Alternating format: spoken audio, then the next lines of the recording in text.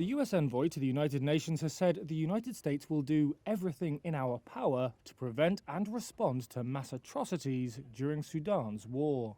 Linda Thomas-Greenfield made that comment in a Chad border town on Wednesday as she met with Sudanese refugees who had fled ethnic and sexual violence.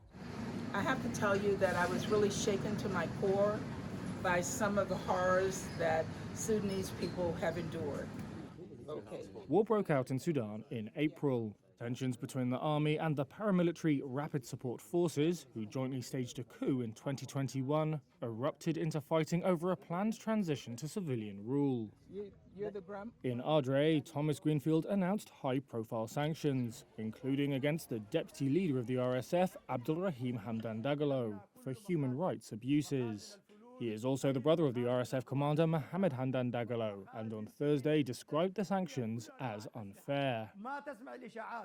Thomas-Greenfield compared the current situation with the atrocities committed in Sudan's Darfur region in the early 2000s, describing reports of women being repeatedly gang-raped and aerial photographs of mass graves. The UN estimates some 300,000 people were killed in Darfur when so-called Janjaweed militias helped the army crush a rebellion by mainly non-Arab groups. The RSF was later formed out of the Janjaweed. Fast forward 2 decades and the UN says some 380,000 refugees have fled to Chad, with hundreds of thousands more escaping to Central African Republic, Egypt, Ethiopia and South Sudan.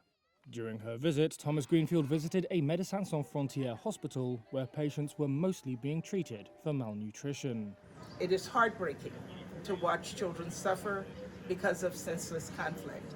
And we must do everything possible to save lives, to save their lives before it's too late.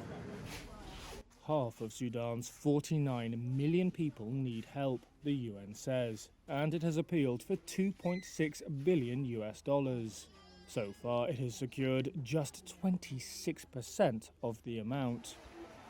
Thomas-Greenfield described that as shameful and urged the international community to do more and give more.